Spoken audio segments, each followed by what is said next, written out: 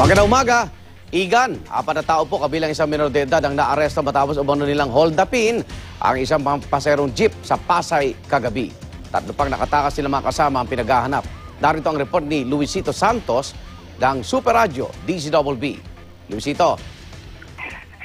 Arestado nga ang 4 na hold-upper matapos namang biktima ng isang paserong jeep sa Pasay City kagabi.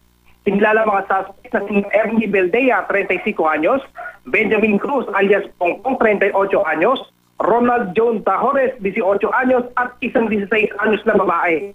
Batay sa investigasyon ng Beldea Police Community Precinct, bandang alas 10:30 kagabi ng mga hold up ang mga suspect sa kanto ng Taft Avenue at Boy Street. Ang isang pasero ng jeep ay umunding suspect sa bahagi ng Luton sa lungsod ng Maynila. At pagsabit sa nabanggit na lugar ay nagdeklara na ng hold up. Tapos maliban sa mga nangawitan, 4 sa mga pasahero ng jeep, mabilis na tumakas sa mga suspect, ngunit inabot ito na ilang bystander na nakakita ng insidente. Unang nasukot ang otoridad sa bahagi ng Sandeas Street habang sa follow-up operation ng mga nang-arrest ang 2 iba pa, yung matapos ituro ng kasabwat na babae.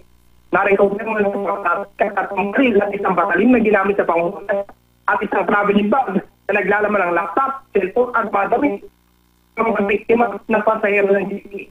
Samantala patuloy pang pinaghahanap ng mga otoridad at sa mga suspect. Ang tunay sa detention zone na palindig na po ang na-arrest ng suspect.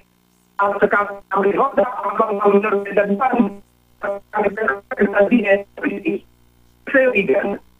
Okay, maraming salamat. Babalikan po natin ang detalye po ng ulat na yan ni Luisito Santos ng DZBB.